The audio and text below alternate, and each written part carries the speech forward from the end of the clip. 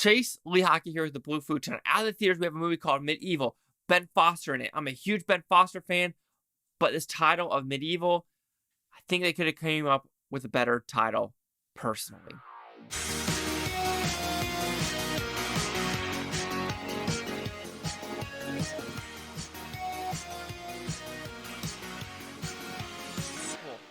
So Medieval, what's it about?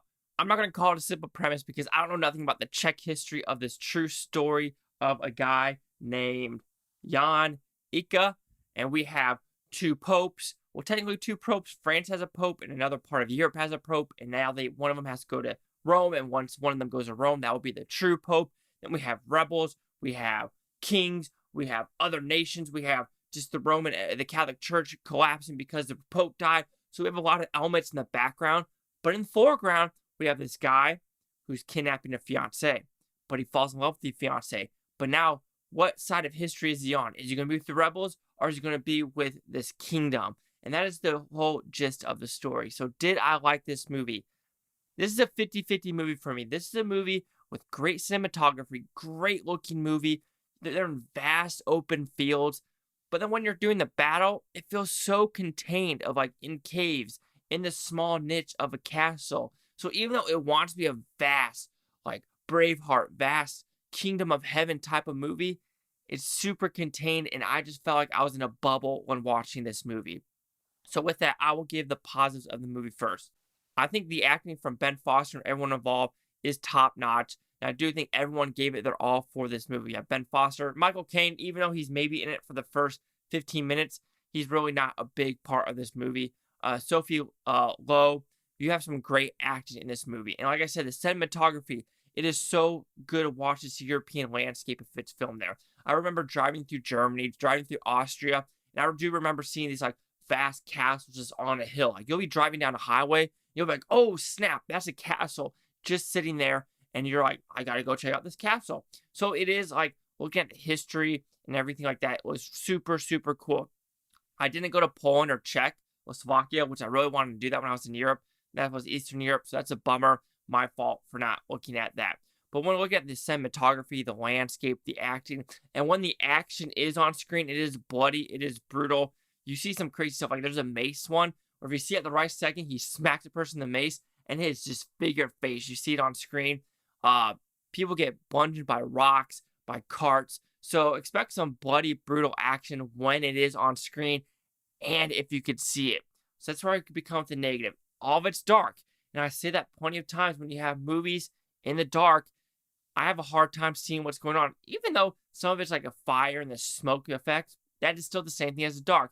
You want to kind of hide the special effects or hide the actual acting going on. While there is some good editing with this movie, and they try to do the landscape and like to see the, the drone shot of all of them doing it, but when you are in the battle, it's not edited the greatest, and it's a lot of jump cuts of like swipe, jump cut, swipe, jump cut. There are a couple of scenes where you see Ben Foster do a couple 5-second takes, but other than that, it's a lot of jump cutting, and you're just like, okay, that person has died, that person died. What side of the battle is that person on? Because they're kind of wearing the same stuff, so you're like, ooh, is that a good person that died or a bad person that died? And you're just like, you're kind of like, you're trying to be in the battle, but you're like, who am I supposed to root for? I can't really see it. And then with that, I just think that's the biggest flaw is the vastness it wants to be, but it is so contained in these small little battles because it opens up with a huge horse scene and it closes out with a huge horse scene. So you're thinking you're going to get like a Braveheart. You know how Kingdom of Heaven opened? How it was like just fucking bombastic? You don't get it in this movie. And then when you watch like if you go to Fandango and you see this movie and you see one of those catapults, like, we're going to catapult. None of that's in this movie. This movie is so low budget that when you watch the trailers and watch the, the ads for this movie, you're expecting more of a Braveheart, a Kingdom of Heaven and stuff like that. But you're not getting that. You're getting a very small, contained movie. And it's nothing wrong with that, but I just wanted more from it. And I just didn't get the grasp or just the nitty-gritty I wanted to feel. I mean, it was good with the story. It is a movie I would watch again to try to understand the story even more. But I don't know. It's one of the movies where it's on the fence for a 50-50. So overall, it is a greatly acted movie, great looking movie. However, it just feels so small for what it wants to be. Because the very end, it could have fleshed out to a badass battle sequence, but they completely stopped. I understand what they want to do with this person saying he's never lost a battle. Well, show me some battles that he actually fought. Because, yeah, there's some fight sequences in here, but I didn't really get the battles he fought. And that is very disappointing. So Medieval will receive a 2.5 out of 5 with Futons, which equals at 50%. So see the critics' news scores gave this one. So you have the critics a 38% with 21 of them. Audience score 62% with fewer than 50. No critic consensus. So I'm kind of in the middle of the critics. Well, I'm actually exactly in the middle with the critics and the audience score to 38, 62, 50. But like I said, you can enjoy it, and it's a movie I think I would watch again in my own contained house to understand the story a little bit better, as well as just, get more into it. And I think it's a movie that's okay, but I want to bash it because I could watch it again personally. Chase Doc with the Blue Futon. Like, comment, subscribe.